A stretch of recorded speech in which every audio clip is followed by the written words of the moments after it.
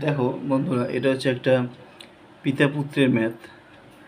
এই টাইপের ম্যাথ অনেক সময় অনেক পরীক্ষাতে আসতে দেখা যায়। হচ্ছে বর্তমানে পিতার বয়স পুত্রের বয়সের 3 গুণ।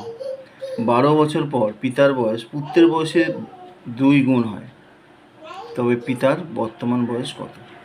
এটা আমাদের জানতে চেয়েছে। যদি আমরা পিতার বর্তমান তাহলে আমরা ধরি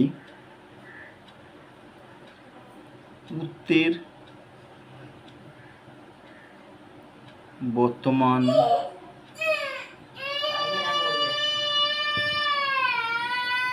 বর্তমান বয়স x বছর। তাহলে পুত্রের বর্তমান যদি x বছর হয়, তো কি বলেছে? পিতার বয়স পুত্রের বয়সের 3 গুণ। তাহলে পিতার বয়স কত? পিতার বয়স পুত্রের বয়সের 3 গুণ। তাহলে x ইন্টু 3 সমান 3x বছর। 3x বছরটা আমরা কেন করলাম? কারণ বলেছে পুত্রের বয়সে 3 গুণ। পুত্রের বয়স x বছর, তার 3 গুণ হচ্ছে পিতার বয়স, এই জন্য আমরা 3x করলাম। ক্লিয়ার? এবার কি বলেছে? 12 বছর পর পিতার বয়স পুত্রের বয়সের দ্বিগুণ হয়। তাহলে 12 বছর পর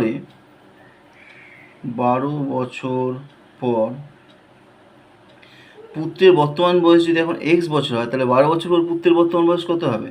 12 বছর পর পুত্রের বয়স হবে x প্লাস 12, তাই না? কারণ বর্তমান যদি x 12 বছর পর বর্তমান বয়স x বছর, তাহলে 12 বছর পর পুত্রের বয়স কত হবে? x plus 12। তাহলে 12 বছর পর পিতার বয়স কত হবে?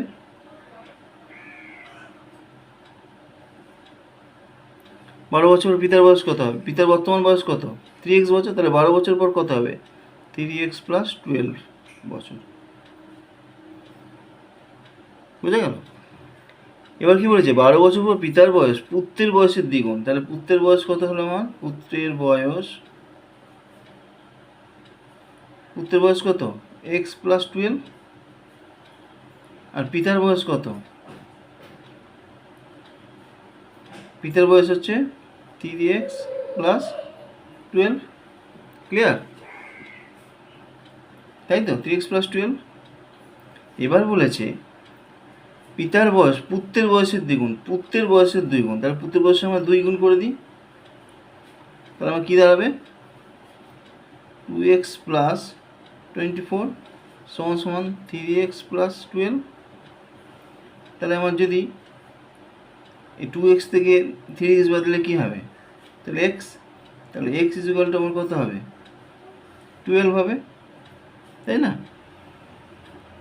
এই 3x থেকে 2x বাদ দিলে কত? x। আর 24 থেকে 12 বাদ দিলে কত? 12। তাহলে x ইকুয়াল টু আমার 12 বেরোলো। আমার কী জানতে চেয়েছে? পিতার বর্তমান বয়স। তাহলে পিতার বর্তমান বয়স 3x। তাহলে 3 ইন্টু 12 সমান 36। এটা হচ্ছে আমার অ্যান্সার।